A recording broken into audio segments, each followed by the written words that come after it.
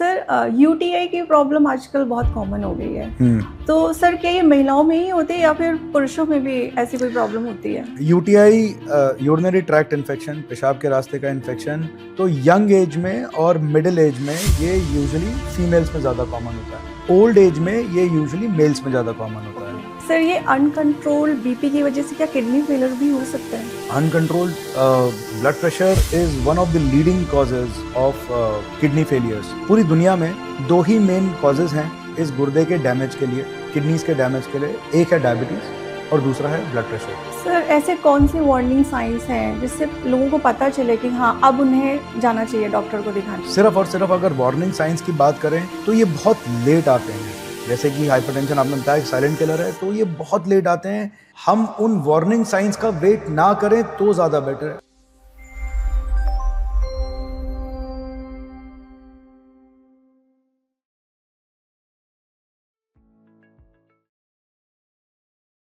Hello everyone, आप सभी का स्वागत है ब्लू ओशन हेल्थ नेक्स्ट के इस नए एपिसोड में। मैं हूं आपके साथ नम्रता सिंह। बीपी की प्रॉब्लम को अक्सर हम इग्नोर कर देते हैं। बीपी थोड़ा ज़्यादा है, मेडिसिन ले लेंगे। बीपी थोड़ा कम है, कॉफ़ी पी लेंगे। और ऐसे ही और भी चीज़ें हम खुद ही ट्राई करते रहते हैं। लेकिन क्या आपको पता है, अनकंट्रोल्ड हाइपरटेंशन हमारी किडनीज़ को लगातार डैमेज करता रहता है। और कई केसेस में ऐसा होता है कि पेशेंट को तब पता चलता है जब ऑलरेडी किडनी सीवियरली अफेक्ट हो चुकी होती है। आजकल lifestyle, stress and lack of medical health checkups की वजह से हम लोग ध्यान नहीं देते हैं और हमारी किडनीज़ लगातार डैमेज होती रहती हैं। और कंसर्न की बात ये है कि हमारे यंग जनरेशन भी इसका शिकार हो रही है। सो आज के इस स्पेशल अवेयरनेस एपिसोड में आज हम बात करेंगे high blood pressure, kidney disease and इनके एडवांस ट्रीटमेंट के बारे में, और जानेंगे कि अर्ली डायग्नोसिस एंड प्रिवेंशन कितना इम्पॉर्टेंट रोल प्ले करती है। और इस डिस्कशन के लिए आज हमारे साथ जुड़े हैं expert doctor Rahul Gupta. Hello sir. नमस्कार। हाय। Dr. Rahul Gupta is an Associate Director at the Department of Urology, Renal Transplant and Robotic Uro-Oncology at Medanta Hospital, Noida। आपका नमस्कार बहुत मैम। बहुत स्वागत है सर। Morning ma'am. सर आपका 25 इयर्स का experience है एंड इतने लंबे एक्सपीरियंस के पीछे एक बहुत इंस्पायरिंग जर्नी होती है। तो सर मैं चाहूँगी सबसे पहले आप हमें अपनी मेडिकल जर्नी के बारे में बताएं। ओके नम्रता, मेडिकल जर्नी तो डेफिनेटली बहुत लॉन्ग होती है। इट जैसे कि बाकी सभी लोग बोलते हैं, it starts but it never ends. So it is a starting like a war which has got no end. So yes, the medical journey actually जो मेरी स्टार्ट हुई that was in the 11th class. So 11th class से वो medical journey start हुई थी। That was back in 1997। और फिर वो कन्वर्ट हुई एक पैशन में, and then followed by MBBS, and then followed by my surgery, and then super specialization in urology. So मैंने अपना MBBS, अपनी ग्रेजुएशन, अपना post graduation Bhopal Gandhi Chikitsa Mahavidyalaya, that is Bhopal medical college, Gandhi medical college से किया है। And then followed by my super specialization at JIPMER, Jawaharlal Nehru institute of post graduate medical education and research, Pondicherry. ये मेरे जो कुछ इंस्टीट्यूट्स रहे हैं मेरी मेडिकल जर्नी में। इसके बाद then I shifted to Noida back in 2013, in the middle of 2013। And since that time मैं पिछले 14-15 सालों से मैं नोएडा में ही वर्किंग कार्यरत हूँ। सबसे पहले मैंने फोर्टिस नोएडा में ज्वाइन किया था। वो मैंने वहाँ पर 10 साल काम किया। Then I became the head and the director of Sarvodaya hospital, Sarvodaya institutes. And तब मैं अपने दो hospital, Sarvodaya hospital Faridabad sector 8 और सर्वोदय हॉस्पिटल नोएडा एक्सटेंशन, इन दोनों ही हॉस्पिटल्स को हेड कर रहा था। Then recently I have moved on to Medanta hospital around 8 months back, 18 August to be absolutely precise, Medanta hospital Noida, under the aim and the vision of doctor Naresh Trehan. So ये मेरी मेडिकल जर्नी रही है, जो कि 97 से जो मैं बोलूँगा कि स्टार्ट हुई है, करीबन 30 साल टोटल। 30 साल, long period of time. Sir आपने यूरोलॉजी एंड रीनल ट्रांसप्लांट ही क्यों चूज़ किया? ओके, जैसा मैंने बताया कि मेरी मेडिकल जर्नी 11वीं कक्षा 11th क्लास से स्टार्ट हुई थी। जी। तो जो हमारी एनसीईआरटी की किताब थी, बहुत ही छोटा सा वाक़या है, मतलब उसमें एनसीईआरटी की किताब थी, उसके अंदर 11th में बायोलॉजी की जो किताब थी उसके अंदर एक बहुत ही अच्छा चैप्टर था जो कि एक्सक्रीटरी सिस्टम करके था। जी। उसके अंदर किडनी के बारे में बताया। सो that was the time, that was the fascination, that was the vision that I had very long time back, around 30 years back. Actual में हाँ, ये सुनने में बड़ा अजीब सा लग सकता है कि ऐसा कैसे हो सकता है कि किसी भी बच्चे को या किसी भी इंडिविजुअल को इतने साल पहले कैसे मालूम चल सकता है कि उसको कहाँ जाना है। Right. So yes, of course, I fortunately for myself or whatever the passion that I developed alone in my room with my मतलब books, आपने तभी डिसाइड कर लिया that was the at time that I decided. Okay, मुझे नहीं मालूम था कि इस वहाँ तक पहुँचने के लिए मुझे क्या क्या करना पड़ेगा, but of course it was a very long duration, जिसमें कि ग्रेजुएशन जो कि टोटल मिला के 5.5 साल, और फिर 3 साल की पोस्ट ग्रेजुएशन जो कि सर्जरी, जनरल सर्जरी में, तो और उसके बाद सीनियर रेजिडेंसी यूरोलॉजी में। तो ये सब 3 4 5 चीज़ें जो थी वो मेरे को वहाँ तक लेकर गई जहाँ पे मेरे को ये वाला ड्रीम एक्चुअली एक्वायर करना था। राइट। और फिर जब मैं एक्चुअली जॉब में आया, so that was the time that I started to realise that the dream is coming true, and yes, it is a very long yes, thing. Very true. Like 11th standard में किसी को ये realise हो जाना कि हमें इस particular specific उसमें जाना है एंड देन उसको अचीव करना तो बहुत ही बड़ी चीज़ है। ये बीच में जो भी था मेरे लिए, मैं उसको मतलब that might be wrong to say, but MBBS, graduation and post graduation और सुपर स्पेशलाइजेशन, ये सब मेरे ऑब्स्टिकल्स थे जो कि मेरे को वो रियलाइज करने के लिए चाहिए थे। Okay, that's great. सर ये 25 ईयर्स या जैसे बता रहे हैं 30 ईयर्स का जो आपका एक्सपीरियंस है, इसमें किडनी डिजीजेज एंड हाइपरटेंशन के ट्रेंड्स में क्या चेंजेस देखने को मिले हैं? Okay, kidney diseases and hypertension, आज से okay, let us talk about starting from 2005, approximately 21 साल 20 साल पहले। ओके, किडनी डिजीजेस का जो नंबर है वो बहुत ज़्यादा बढ़ता जा रहा है। ओके। हाइपरटेंशन बहुत ज़्यादा बढ़ रही है, उसका इंसिडेंस रेट बहुत ज़्यादा बढ़ रहा है। सबसे जो डिस्टर्बिंग फैक्ट है वो ये है कि ये जो किडनी डिजीजेज और जो हाइपरटेंशन और ये सब जो प्रॉब्लम्स हैं, they have shifted from a age group of 55 to 65 years of age से ये आज निकल के 35 ईयर्स की एज पे आ गई हैं। सो Young मतलब दैट generation. मीन्स पिछले 20 सालों में ये 2 दशक पीछे आ चुकी हैं। ओके।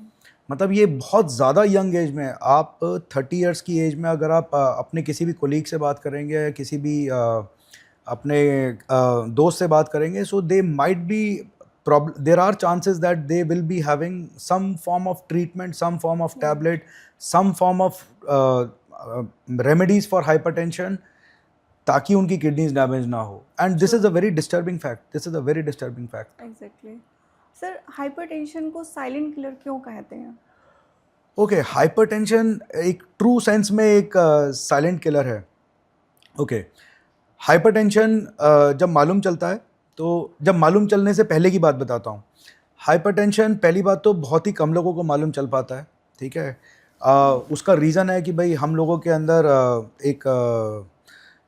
एक हिच है जिससे आप हम लोग अपना ब्लड प्रेशर नहीं मेजर करवाना चाहते या फिर Regular regular health monitor checkup के लिए नहीं नहीं जाना करते। चाहते। भाई दैट इज़ ऑल राइट। भाई आप जॉब में हैं, आप किसी भी और इंडस्ट्री में, आप बिजनेस में हैं, आप किसी भी और उसमें हैं, तो आपको लगता है यार आई एम डूइंग फाइन, मैं तो सही काम कर रहा हूँ भाई, why to go to a doctor, why to go Right. For a health checkup, why to get the BP checked. True. So अगर आपका बीपी अनचेक्ड रहेगा तो yes, you will be getting those kidneys damage, वो kidneys धीरे धीरे धीरे धीरे धीरे धीरे करके डैमेज होंगी। Right. अब जब डायग्नोसिस बन जाता है, डायग्नोसिस बनने के बावजूद भी, यंग एज की मैं बात करता हूँ भाई, 35-40 ईयर्स की एज में भी भाई बहुत बड़ी हिच रहती है, भाई दवाई क्यों लेनी है, मैं ये करूँगा, मैं योगा करूँगा, मैं आराम Right. करूँगा, मैं Generally स्ट्रेस कम लोग करूँगा, मैं यही एंग्जाइटी follow कम करते हैं। करूँगा, but still I will not be taking any medications for that, मैं दवाई नहीं लूँगा। तो ये एक बहुत बड़ी हिच है। धीरे धीरे करके वो भी किडनीज को डैमेज करते हैं। इसके अलावा बहुत सारे लोग दवाइयाँ स्किप करते हैं।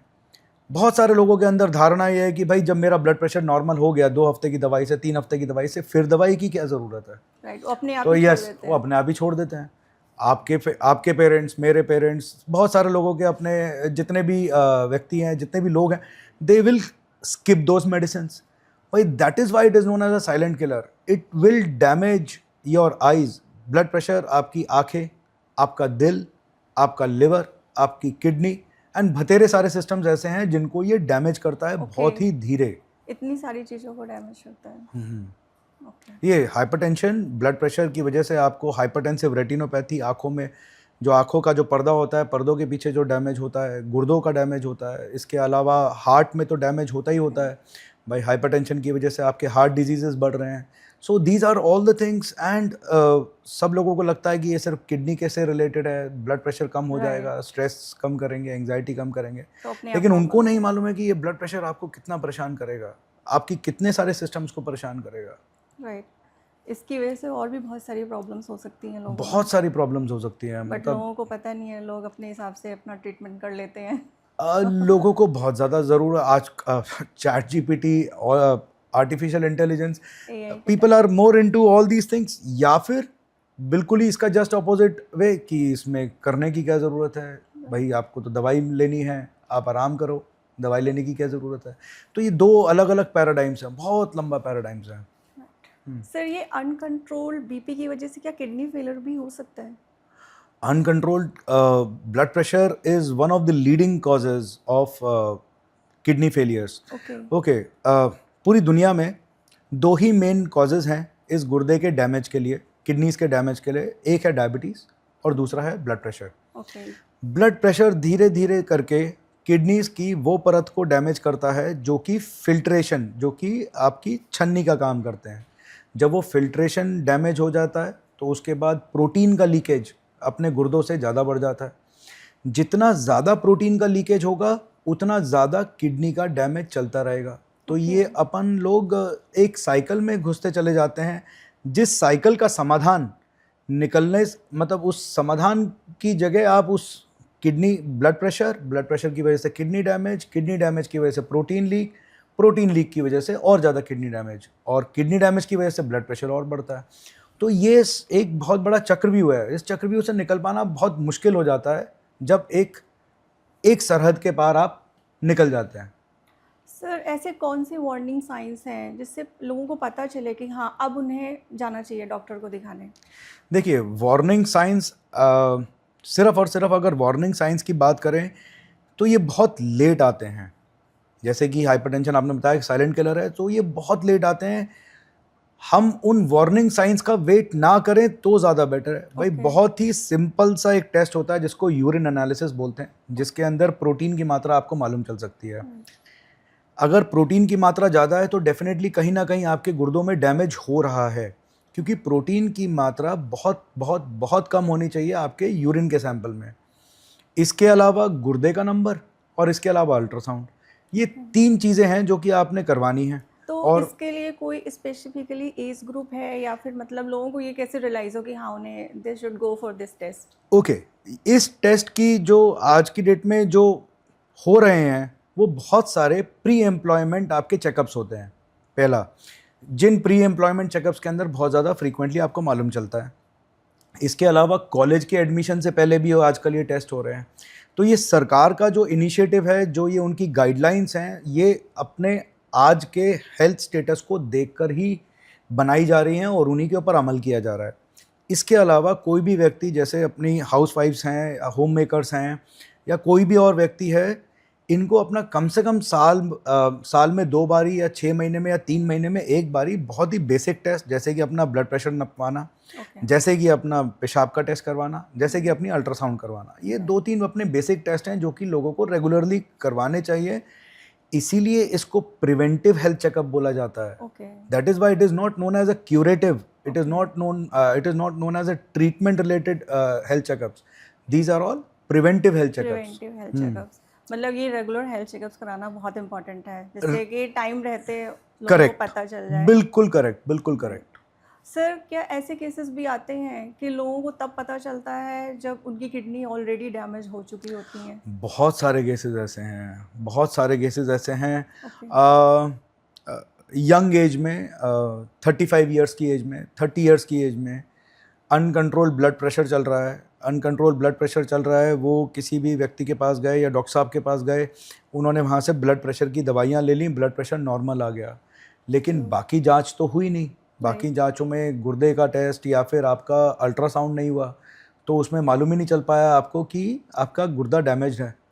क्यों? क्योंकि आपको जब ब्लड प्रेशर बहुत ज़्यादा निकला, तब आपने वो ब्लड प्रेशर की दवाई चालू करी।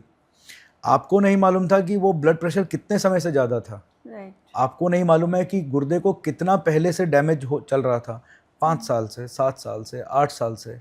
तो 30 साल, 32 साल, 35 साल के बहुत सारे व्यक्ति आते हैं, बहुत सारे मरीज आते हैं जो कि देखने में, काम करने में, बात करने में सब नॉर्मल लगते हैं, लेकिन जब आप उनका टेस्ट कराते हैं तो आपको मालूम चलता है कि डैमेज हो चुका है। सर कोई ऐसा मेमोरेबल केस हो या कोई पेशेंट हो जिसकी रिकवरी कुछ आपको आपके दिल के बहुत करीब हो, आपको डीपली इम्पैक्ट किया हो?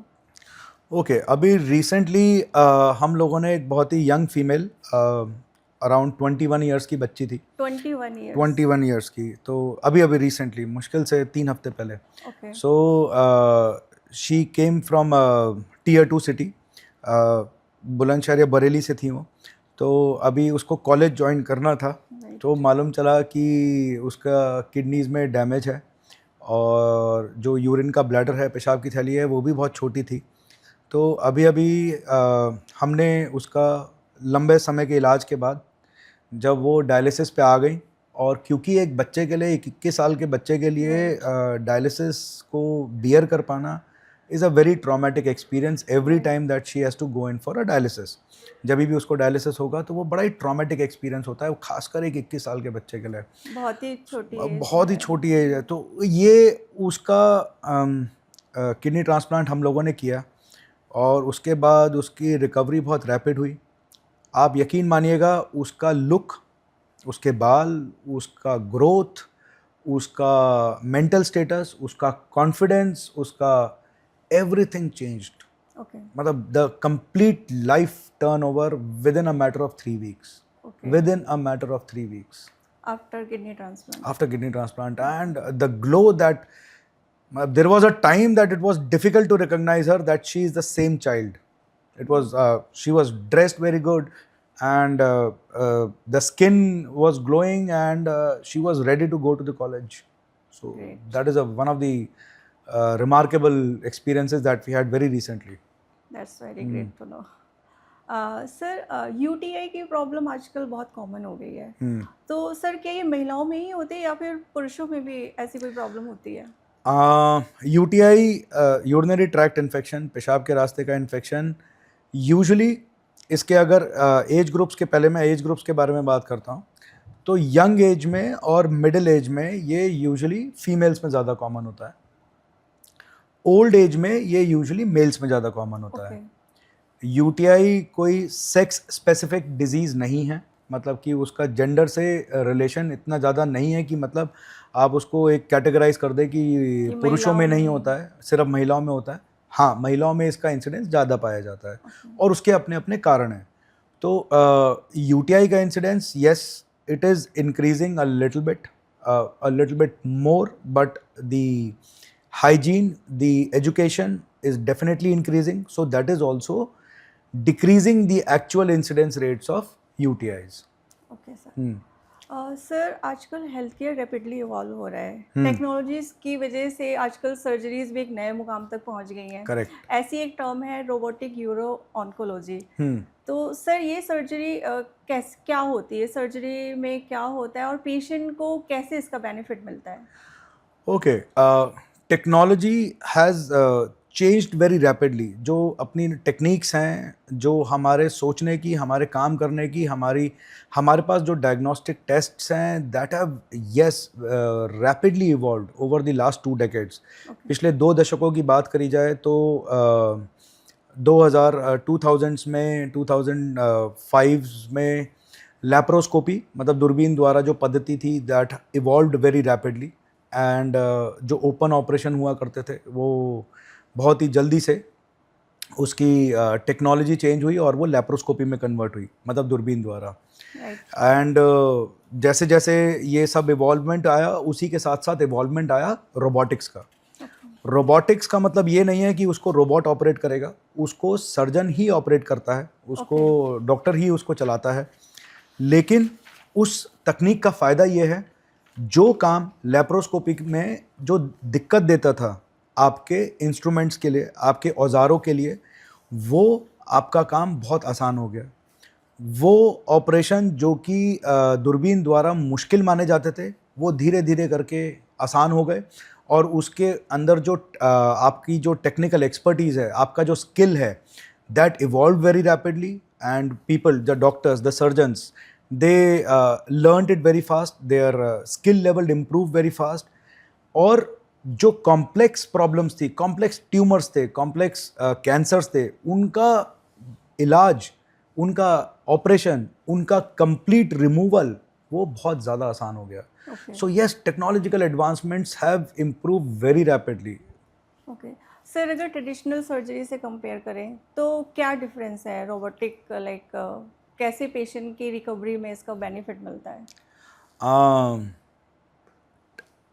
बैलगाड़ी और मर्सिडीज़ में बहुत ज़्यादा, मेरे ख्याल से जो डिफरेंस एक बैलगाड़ी और एक मर्सिडीज़ में, इतना बड़ा डिफरेंस जो माना जाता है, that is the amount of difference जिसकी आज अपन लोग बात कर रहे हैं। तो जो ओपन सर्जरीज थी, जब हम लोगों ने अपनी पोस्ट ग्रेजुएशन करी, तो 90% जो सर्जरीज थी वो ओपन ऑपरेशन द्वारा करी जाती थी। ओपन ऑपरेशन में मरीज का नुकसान बहुत ज़्यादा होता है। मरीज का नुकसान मतलब कि बहुत ही लंबा इंसिशन लगना, उसका ब्लड लॉस बहुत ज़्यादा होता है, डैमेज जो हम लोग अंदर जाके टिश्यूज़ को करते हैं वो बहुत ज़्यादा होता है एज़ कम्पेयर रोबोटिक्स। रोबोटिक्स बहुत ही छोटे छोटे छेदों के द्वारा किया जाता है। उसमें जो हमारा टारगेट एरिया होता है, जो हमको ऑपरेट करना है, हम सिर्फ़ और सिर्फ उसी पे जाके ऑपरेट करते हैं, ना कि बाकी आसपास की जगह पे। क्यों? क्योंकि हमारे पास ऐसे औजार हैं, ऐसे इंस्ट्रूमेंट्स हैं जो कि सिर्फ वहीं पर ही काम करेंगे।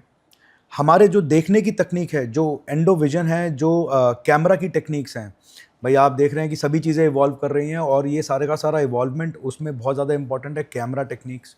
कैमरा, हाँ भाई, जो पहले आप मूवी आप एक गाड़ी में बैठकर अपने एक बड़े से मैदान में देखा करते थे, वो बदल के एक आपके थिएटर में होनी चालू हो गई लाइव। उसके बाद आपका एक सिनेमा आ गया, उसके बाद अब 3 डायमेंशनल सिनेमा आ गया, 3D सिनेमा। अब उसके बाद 7 डायमेंशनल सिनेमा आ गया, जिसमें आपकी सीट भी हिलती है। उसी प्रकार से आपका देखने का नज़रिया, आपका 3 डायमेंशनल विजन, आपके काम करने का नज़रिया, दे have changed rapidly and extensively. Sir, robotic surgery को लेके क्या आज पेशेंट के माइंड में आज भी मिथ्स हैं? जैसे आपके पास पेशेंट आते हैं तो उनको कुछ ऐसे मिथ्स होते हैं, उनको कौन से ऐसे कॉमन मिथ्स हैं उनके mind? Okay, there are 2 sections of the society. Okay, मैं जिस सेक्शन की मैं बात करूंगा, जैसे मैं अपना टियर 1 जैसे सिटी NCR की मैं बात करूं, so people are much more aware. लोगों को बहुत ज़्यादा मालूम है, बहुत ज़्यादा अवेयरनेस है। इनफैक्ट ये जो अवेयरनेस है रोबोटिक्स के बारे में या लेप्रोस्कोपी के बारे में, ये आपकी टियर 1 एंड टियर 2 सिटीज़ में अभी भी ज़्यादा है। They are aware and they are conscious कि हम लोगों को अगर ये वाला ऑपरेशन सजेस्ट किया गया है, तो क्या मैं इसको लेप्रोस्कोपी या फिर रोबोटिक्स के द्वारा कर सकता हूँ या नहीं कर सकता हूँ, तो खासकर रोबोटिक्स के द्वारा।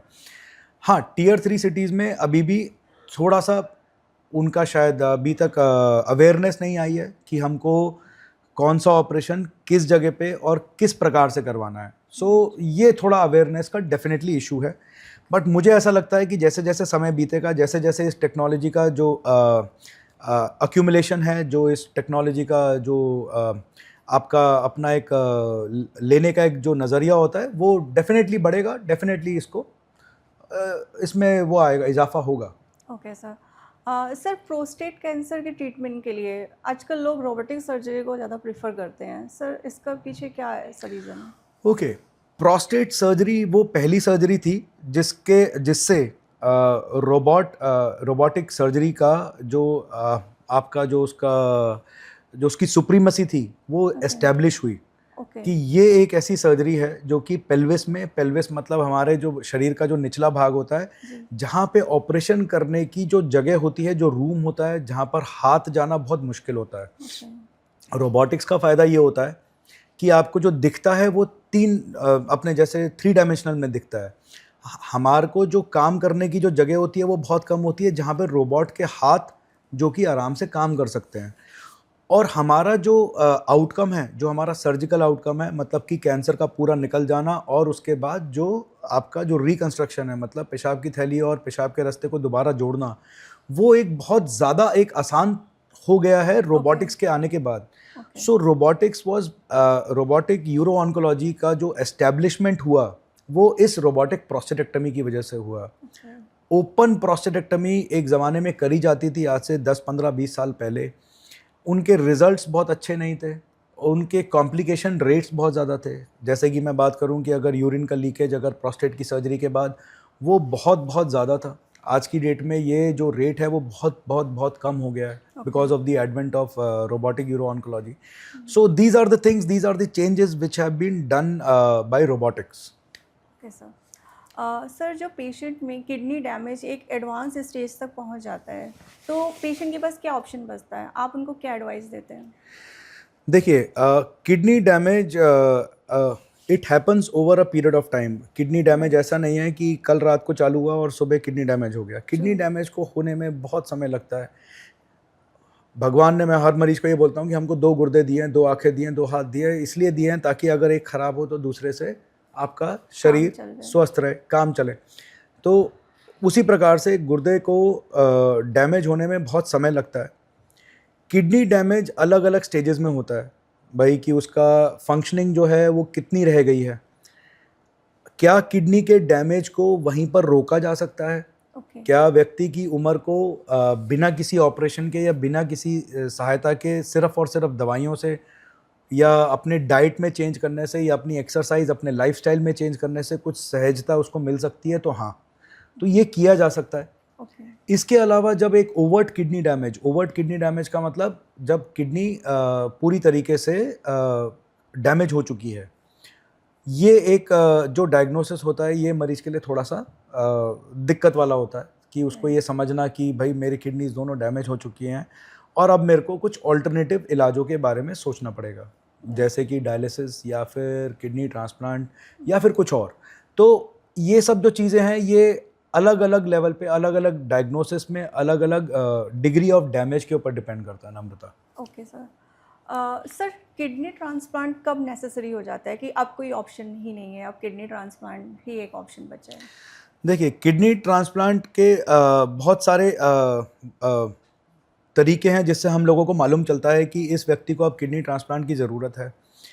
जब गुर्दों का डैमेज इतना ज़्यादा हो जाए कि मरीज को डायलिसिस की रेगुलरली ज़रूरत पड़ने लग जाए, मतलब कि गुर्दे इतने डैमेज हो गए हैं कि उनकी जो क्रिया है, उनका जो काम है वो सफाई का, वो ख़त्म हो चुका है, जिसकी वजह से हमारे शरीर के अंदर वो जो हमारा सीवर सिस्टम है, जो गंदगी बाहर निकलनी चाहिए वो नहीं निकल पाती है। राइट। इसमें से सबसे इम्पॉर्टेंट है जैसे डायलिसिस का नीड। भाई अगर डायलिसिस की नीड हम लोगों को रेगुलरली चल रही है, हमको बहुत हफ्ते में 2 बारी या हफ्ते में 3 बारी डायलिसिस करवाना पड़ रहा है, हमारी छाती में, लंग्स में पानी भर रहा है, या गुर्दों के डैमेज की वजह से किडनी या हार्ट के ऊपर कोई इफ़ेक्ट हो रहा है, या फिर शरीर के अंदर इतना पानी भर रहा है कि जिससे वो पानी निकल ही नहीं पा रहा है। सो दीज आर, या बॉडी के अंदर जो सोडियम, जो हमारे इलेक्ट्रोलाइट्स होते हैं, सोडियम और पोटेशियम, इनका इम्बैलेंस होने लग जाए, जो कि हमारे शरीर नहीं मैनेज कर पा रहा है, जिसकी वजह से हार्ट के ऊपर बहुत ज़्यादा इफ़ेक्ट पड़ रहा है। सो ये सब चीज़ें हैं जिनसे हम लोगों को मालूम चलता है कि अब इस व्यक्ति को, इस पेशेंट को अब इसको या तो डायलिसिस पे रखना पड़ेगा या फिर इसको अपना परमानेंट किडनी ट्रांसप्लांट करवाने की ज़रूरत है। Okay sir. Sir, kidney transplant के बाद क्या पेशेंट की लाइफ स्टाइल में कोई मॉडिफिकेशन करने होते हैं उनको? आप क्या एडवाइस देते हैं जिससे मतलब रिकवरी थोड़ी बेटर रहे? किडनी ट्रांसप्लांट के अंदर lifestyle modification is a very very very important thing, जिसमें से सबसे इम्पॉर्टेंट है उनको अपने इन्फेक्शन से बचना। ओके। भाई किडनी ट्रांसप्लांट में मरीज़ की जो इम्यूनिटी होती है उसको कम किया जाता है। किडनी ट्रांसप्लांट के बाद उसको अपने इन्फेक्शंस जितने भी अपने घर वाले हैं उनसे अपना डेफिनेटली उनको इन्फेक्शन से बचना पड़ता है। इसके अलावा अपने खाने पीने का ध्यान रखना पड़ता है। खाने पीने का ध्यान मतलब कि प्रोटीन की मात्रा डिसाइड करी जाती है, क्या नहीं खाना है क्या खाना है, ये सब डिसाइड होता है उसके किडनी के फंक्शन पे, जो कि किडनी के ट्रांसप्लांट के बाद। इसके अलावा कुछ दवाइयाँ दी जाती हैं, वो दवाइयों का नंबर, उन दवाइयों की मात्रा, उन दवाइयों का डोसेज को कम किया जाता है धीरे धीरे करके। लेकिन कुछ दवाइयाँ ऐसी होती हैं 1 2 3 जिनको रेगुलरली चलाया जाता है। इसके अलावा फैटी फूड्स ये थोड़े कम खाने के लिए, या फिर बेवरेजेस जैसे कि कोक। ऐसा नहीं है कि वो नहीं ले सकते हैं, वो ले सकते हैं, नॉर्मल लाइफ जी सकते हैं, लेकिन एक मात्रा में। So that is the lifestyle modification that is advised to all the kidney patients. जिससे उनकी रिकवरी अच्छी Correct. Okay sir. Sir doctor सिर्फ ट्रीटमेंट नहीं करते हैं, पेशेंट और उनकी फैमिली के साथ एक इमोशनल एक बॉन्ड हो जाता है, उनको इमोशनली हैंडल भी करना होता है। सर जब किसी पेशेंट को डायलिसिस या फिर किडनी ट्रांसप्लांट आपको बताना होता है तो आपके लिए कितना इमोशनली चैलेंजिंग होता है वो? Okay, this is मैं अभी बात करूँगा। अभी एक 55 ईयर ओल्ड फीमेल आई थी मेरे पास, एंड उनका गुर्दे का नंबर क्रिएटिनिन अराउंड 6 था। नॉर्मली इसकी जो वैल्यू होती है वो 1.2 होती है। तो उनको मेरे को उनका एक ऑपरेशन करना था जिससे डायलिसिस का उनको एक्सेस मिल पाए, जिसको एवी फिस्टुला क्रिएशन बोलते हैं, जहाँ से डायलिसिस होता है। तो वो मेरे पास आए थे अपना हाथ दिखाने के लिए। तो उनको ये समझाना कि आपको ये वाला ऑपरेशन करवाना है ताकि आपका डायलिसिस हो सके, ये मेरे लिए it took me almost like 35 to 40 minutes. क्योंकि उनकी जो एक्सेप्टेंस थी वो अभी भी यही थी कि क्या मेरी लाइफ अभी बिना डायलिसिस के हो सकती है। तो ये एक एक्सेप्टेंस आना बड़ा मुश्किल होता है कि अब मेरा जो जीवन है दैट उसको डायलिसिस डिपेंडेंट होगा। मुझे हफ्ते में 1 बारी, अब मुझे हफ्ते में 2 बारी अस्पताल जाना पड़ेगा जहाँ पर मुझे डायलिसिस करवाना पड़ेगा। सो ये एक बहुत बड़ा ऑफ कोर्स एक ब्लो है, एक आपके अपने को घात है कि आपको डायलिसिस के लिए जाना पड़ेगा, और बहुत regularly. I am not fit enough to lead a normal life and I need help. So ये एक दिक्कत वाला काम है। पेशेंट जनरली बहुत डरते हैं, उनको डायलिसिस करानी पड़ेगी या फिर किडनी ट्रांसप्लांट होगा, तो इसके नाम से ही पेशेंट में एक पैनिक हो जाते हैं पेशेंट। भाई किडनी ट्रांसप्लांट की तो जो एक्सेप्टेंस है वो तो बहुत बाद में आती है। किडनी ट्रांसप्लांट की जो एक्सेप्टेंस है वो यंगर पेशेंट्स में ज़्यादा है as compare to the older patients. अच्छा। हाँ, ओल्डर पेशेंट्स को तो किडनी ट्रांसप्लांट उनको वो तो बहुत बाद की बात है। पहले तो उनको डायलिसिस की एक्सेप्टेंस बड़ी मुश्किल से आती है। बट यस, धीरे धीरे जब उनको समझ में आता है कि ये लाइफ थ्रेटनिंग है किडनी फेलियर, और उनको दिक्कतें हो सकती हैं, उनकी बॉडी को बॉडीली हार्म हो रहा है, तब वो डायलिसिस पे स्टार्ट कराते हैं। रिलक्टेंस मतलब कि एक झिझक जिसको बोलते हैं डायलिसिस के लिए, वो बहुत ज़्यादा रहती है शुरुआत में। राइट। सर कॉम्प्लेक्स सर्जरीज को करने में कितना टाइम लगता होगा, एंड आप अपने आप को कैसे प्रिपेयर करते हैं? Okay, complex surgeries are definitely difficult, and complex surgeries are never done alone. Complex surgeries are always done in tandem with the team. Okay. Point number 1. Right. Point number 2, complex surgeries के लिए आपको सबसे पहले तैयारी में आपका experience, आपके surgical skills and आपका पैरा जो स्टाफ है, ये सबसे ज़्यादा इम्पॉर्टेंट है। सभी लोगों को अपने स्टेप्स, अपने जो भी हम लोग सर्जरी करते हैं कि उसमें स्टेप 1 ये रहेगा, स्टेप 2 ये रहेगा। जैसे किसी भी असेंबली लाइन में जैसे गाड़ी बनती है तो गाड़ी का पहले प्लेटफॉर्म बनता है, उसके बाद उसकी आके उसके टायर लगते हैं, फिर उसके बाद उसमें इंजन लगता है, फिर उसके बाद उसकी बॉडी लगती है। तो ये सब एक असेंबली लाइन की तरह चलता है। उसी प्रकार से हम सभी लोगों को, सभी को अपना अपना जो काम करना है वो सभी को मालूम होता है। रोबोटिक्स की बात करूं तो जैसे कि पेशेंट आएगा, पेशेंट के अंदर रोबोट को जब पेशेंट को एनेस्थेटाइज किया जाएगा, उसको स्टेबलाइज किया जाएगा, ये एनेस्थेटिस्ट का काम रहता है। उसके बाद रोबोट को लेकर आया जाएगा, रोबोट को डॉक मतलब उसको रोबोट को पेशेंट के अंदर डाला जाएगा। फिर जो सर्जन है फिर वो जाएगा। इसके अलावा इमेजिंग मतलब डायग्नोस्टिक्स मतलब सीटी स्कैन और एमआरआई। उनसे आज की तारीख में बहुत ज़्यादा ऑपरेशन करने से पहले मालूम चल जाता है कि मुझे इस ऑपरेशन के अंदर क्या दिक्कतें आने वाली हैं। Okay. So you prepare mentally that कि इसके अंदर ये वाली प्रॉब्लम हो सकती है, इसके अंदर क्या ब्लड की ज़रूरत मेरे को पड़ सकती है, इसके अंदर कोई स्पेशल इंस्ट्रूमेंट है, कोई स्पेशल स्टेपलर है या स्पेशल कोई और चीज़ है जिसमें मेरे को ज़रूरत पड़ती है, वो 1 दिन या 2 दिन प्रायर आपको पहले ऑर्डर करनी पड़ती है। इसके अलावा पोस्ट ऑप केयर में सबसे इम्पॉर्टेंट पोस्ट ऑप केयर रहता है। आपको अपने आईसीयू के स्टाफ को, अपने आईसीयू के कलीग्स को पहले बताना पड़ता है कि हम लोग इस टाइप का एक ऑपरेशन करेंगे जिसमें ये वाली दिक्कतें हमको पोस्ट ऑप में एंटिसिपेटेड हैं।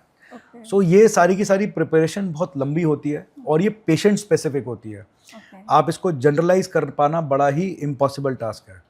Okay sir. हम्म। सर आपके प्रोफेशन में सबसे ज़्यादा रिवॉर्डिंग मोमेंट कौन सा होता है आपके लिए? ओके, रिवॉर्डिंग मूवमेंट के लिए मैं दो ही चीज़ें हैं। जैसे कि अगर मैं किडनी ट्रांसप्लांट की बात करूं, जैसे मैंने अभी उस बच्ची के बारे में बात Right. करी, so the rewarding movement doesn't come on table, rewarding movement comes after the patient has gone back home and he or she has come back for a follow up. So that is the rewarding moment that जिस चीज़ के लिए मरीज आया था, जिस चीज़ के लिए patient आया था, जो रिज़ल्ट हम लोगों ने एक्सपेक्ट किया था वही रिज़ल्ट हम लोग दे पाए एंड उसकी वजह से उसकी लाइफ चेंज हुई। या फिर रोबोटिक्स में हम जिस कैंसर के लिए हम अंदर गए थे, क्या हम उस कैंसर को कम्प्लीटली क्लियरेंस दे पाए हैं, और दे पाए हैं तो वो व्यक्ति, वो मरीज, वो पेशेंट, वो मेल, वो फीमेल, वो 2 साल बाद या जब 3 साल बाद आता है एंड ही और she is very happy that the still she is completely cured of that cancer अपनी रिपोर्ट्स लेके। So those are the rewarding movements. Rewarding movements does not come on table, rewarding movements does not come on in post op, rewarding movements come very far off. So it's a long term investment, just like a steel industry. The rewards come very late. Okay sir. Sir जैसे आपने preventive health care का भी जिक्र किया था, सो preventive health care का future में क्या रोल होगा? Okay, प्रिवेंटिव हेल्थ केयर का ही रोल है जहाँ तक मेरे को समझ में आता है। किडनी कैंसर की मैं बात करता हूँ। किडनी कैंसर आज से 20 साल पहले हम लोगों को तब मालूम चलता था जब व्यक्ति को, जो पेशेंट है उसको अपने पेट के अंदर बहुत ज़्यादा बड़ा कुछ गठान या मांस, जैसे लोकल लैंग्वेज में बोलते हैं, तो वो उसको मालूम चलती थी, या फिर बहुत ज़्यादा यूरिन में ब्लड आता था, या फिर कोई बहुत ज़्यादा दिक्कत वाला काम हो रहा है। तो आज की तारीख में वही चीज़ हम लोगों को मात्र 2 सेंटीमीटर के ट्यूमर पकड़ में आ रहे हैं, 1.5 सेंटीमीटर के ट्यूमर पकड़ में आ रहे हैं, 4 सेंटीमीटर के ट्यूमर पकड़ में आ रहे हैं, जिनका हम लोग बिना गुर्दा निकाले आप कैंसर का इलाज कर पा रहे हो। So preventive health care is the only future of our health care that is going to be there for the next 5 or 6 decades. It is only going to be prevention. Prevention is the only cure. That is, कितने हजारों साल, सौ साल पहले बोला गया था कि prevention is the best treatment. Right, prevention is better than yes, so आप इलाज तो आप कर ही सकते हैं, लेकिन प्रिवेंशन सबसे अच्छी चीज़ है। आपको समय से पहले अगर मालूम चलेगा तो आपका रिजल्ट बहुत अच्छा आएगा। सर एआई एंड रोबोटिक्स से यूरोलॉजी का फ्यूचर कैसे शेप हो सकता है? Okay, AI is getting into health care in a very big way. Artificial intelligence का हेल्थ केयर में, आर्टिफिशियल इंटेलिजेंस का डायग्नोसिस में, आर्टिफिशियल इंटेलिजेंस का आपकी surgical information for both the patient as well as the surgeon. Artificial intelligence आज की date में हमको 3 डायमेंशनली किसी भी चीज़ को रिकन्स्ट्रक्ट करके कंप्यूटर के स्क्रीन पे, या फिर हमको 3D प्रिंटिंग करके आपको ट्यूमर के बारे में और आपको ऑपरेशन करने से पहले आपको बता सकती है कि ये, इसमें आपको ये वाली दिक्कतें हो सकती हैं, इसकी 20% चांस है, इसके 30% चांस है। So these are the things that will guide you.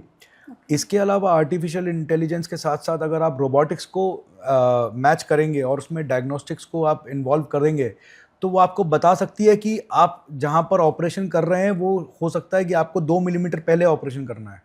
मतलब कि जिस एरिया में आप ऑपरेट कर रहे हैं उस एरिया की जगह आप इसको यहाँ पर ऑपरेट करेंगे तो that will be a better thing. So yes, artificial intelligence and robotics have changed completely, and with the ensuing decade, अगले आने वाले 10 सालों में, 15 सालों में, 20 सालों में, this will change more and definitely it will change in the way of better. Okay, it's very useful Yes. for future of urology. Okay, sir. Sir young doctors के लिए आपकी क्या एडवाइस होगी?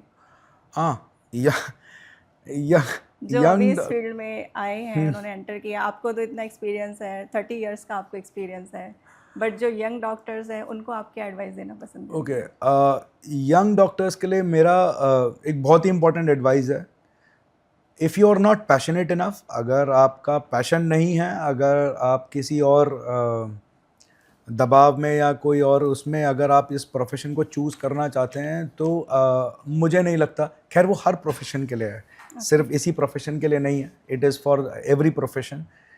If you are passionate about this profession तभी आप इस profession में enter करिए। राइट। क्यों? क्योंकि it takes lot of time, lot of hard work, lot of skill, and many years to learn the skill to diagnose, the skill to treat. एक सवाल होता है कि अगर आपको दूसरी ज़िंदगी मिले तो आप क्या करना चाहेंगे, तो as I would say I would like to repeat the whole thing again.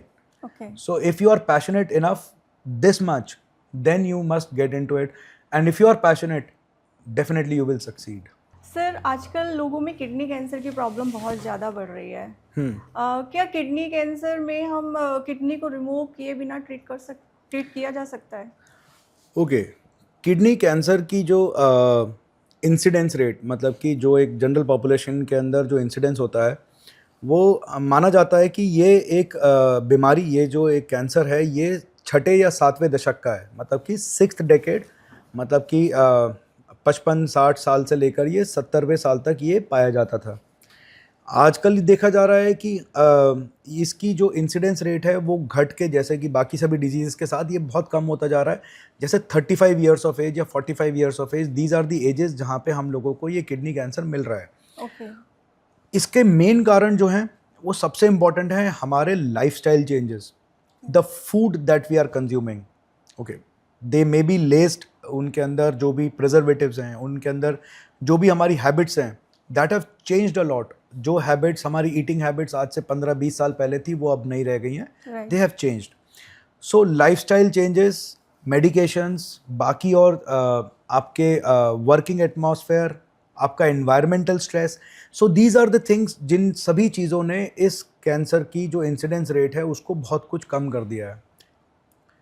Kidney cancer, जैसे मैंने आपको पहले भी बताया कि भाई आपको पहले ज़माने में आपको ओपन ऑपरेशन करके उसको गुर्दे के कैंसर को पूरा निकालना पड़ता था। जब आप किडनी के कैंसर को इतनी यंग एज में पकड़ते हैं तो आप चाहेंगे कि उसका पूरा का पूरा गुर्दा ना निकाला जाए। ये डिपेंड करता है कि गुर्दे के कैंसर का साइज़ कितना है। आजकल 90% जो किडनी के कैंसर ऑपरेट कर रहे हैं हम लोग, दैट आर, उसमें हम लोग पूरे किडनी को नहीं निकालते हैं। उसमें किडनी का वो वाला भाग जो कि किडनी कैंसर से ग्रसित है, सिर्फ उसको निकाला जाता है, मरीज को फॉलोअप पे रखा जाता है। देखा गया है कि अगर किडनी का कैंसर का ये वाला अगर जो रिमूवल है, अगर ये सही तरीके से रोबोटिक पद्धति द्वारा अगर हम लोगों ने किया है, तो उसमें रिकरेंस के चांसेस, दोबारा होने के चांसेस बहुत कम हैं। और मरीज की जो लाइफ जो लॉन्जेविटी है, जो उसकी सर्वाइवल है, वो डेफिनेटली बढ़ रहा है एज़ कम्पेयर टू आज से 10 साल, 20 साल, 50 साल पहले, जब पूरे के पूरे गुर्दे के कैंसर को निकाल दिया जाता था गुर्दे के साथ। So yes, it has changed. Okay. Sir, recurrence का भी डर रहता है? अगर एक बार सर्जरी हो गई किडनी कैंसर की, तो फिर उसके बाद दोबारा देखिए, रिकरेंस का जो डर होता है वो डिपेंड करता है कि गुर्दे का कैंसर कौन सी स्टेज में है और कितना बड़ा है। गुर्दे के कैंसर की रिकरेंस के लिए ही मरीज को अपने फॉलोअप में रखा जाता है, जिसको हर 6 महीने में या फिर साल में, यूजुअली ये वाला जो फॉलोअप है 3 या 4 या 5 सालों के बाद, डिपेंडिंग अपॉन द स्टेज, वो बंद कर दिया जाता है। क्योंकि उसके बाद जो चांसेस ऑफ रिकरेंस होते हैं वो बहुत मिनिमल होते हैं। उसके लिए मरीज को बुलाना is not the right way of going things. And usually 5 years के बाद दिस सर्वेलेंस, जिसको हम लोग बोलते हैं, वो surveillance, cancer surveillance is stopped depending upon the stage. Okay sir. Sir, ये हमारा रैपिड फायर सेगमेंट है and short answers with powerful बिल्कुल मैसेज। बिल्कुल। Okay sir. एक हैबिट जो किडनी हेल्थ के लिए हार्मफुल है? ज़्यादा नमक का सेवन करना। ओके। एक हैबिट जो किडनी को हेल्दी रखने में हेल्पफुल है? पानी खूब सारा पीजिए, fluids. Okay sir. One health test everyone should do regularly? Ultrasound. Okay. One myth about kidney diseases? सबसे बड़ा मिथ तो ये है कि मुझे नहीं हो सकता है। राइट। ओके। किडनी डिजीज़ मुझे नहीं हो सकता, ऐसा कुछ भी नहीं होता है। किडनी डिजीज़ के लिए आपको स्क्रीन करना पड़ेगा, and the best modality of screening is ultrasound and definitely your blood pressure and your urine analysis. ये 3 चीज़ें बहुत ही सस्ती और बहुत ही कॉमनली होती हैं, हर जगह होती हैं, हर सिटी में होती हैं, कहीं पर भी करा सकते हैं। हेल्दी लाइफ का मतलब? हेल्दी लाइफ का मतलब राइट टाइम पे उठना, राइट खाना खाना, राइट टाइम पे सोना, and right amount of stress. Stress actually में बहुत नेगेटिव वर्ड है, लेकिन राइट अमाउंट ऑफ स्ट्रेस कितना लेना है और कितना नहीं लेना है। आपने उसके साथ में राइट अमाउंट ऑफ स्ट्रेस आपने जो लगाया है, जनरली लोग स्ट्रेस को नेगेटिव स्ट्रेस नेगेटिव वर्ड है, इसलिए मैंने बोला right amount of stress. Yes sir, क्योंकि स्ट्रेस के बिना किसी की लाइफ आजकल चलती इसलिए मैंने बोला। सर एक और इम्पॉर्टेंट सवाल आपसे, आप अपनी हेल्थ का ध्यान कैसे रखते हैं? ओके, यही 3-4 चीज़ें करके सही समय पे सोना, सही समय पे उठना, हेल्दी खाना खाना, अपने आप को हाइड्रेट रखना, and regularly of course health checkups कराना, क्योंकि हम लोग हॉस्पिटल में रहते हैं, so that is very much access, हम लोगों के पास थोड़ी एक्सेस ज़्यादा रहती है, तो definitely keep checking your blood pressures, keep checking your ultrasounds, keep checking your blood tests. Thank you sir, thank you so much अपना कीमती समय देने के लिए। Thank you, Namrata. It was very insightful discussion. Thank you Namrata, and thank you blue ocean. So आज के discussion से हमें ये तो पता चल गया कि ब्लड प्रेशर सिर्फ एक नंबर नहीं है, बल्कि ये हमारी kidney health and overall health के लिए एक वार्निंग साइन है। और अगर हम timely awareness and regular checkups और अपनी लाइफ स्टाइल का ध्यान रखें तो हम इन चीज़ों से बच सकते हैं। मेरी आप सभी से रिक्वेस्ट है, अपनी हेल्थ का ध्यान रखिए, अपना ब्लड प्रेशर एंड अपने पेरेंट्स का ब्लड प्रेशर रेगुलर मॉनिटर कीजिए, हेल्दी लाइफ स्टाइल अडॉप्ट करिए। Thank you so much for watching.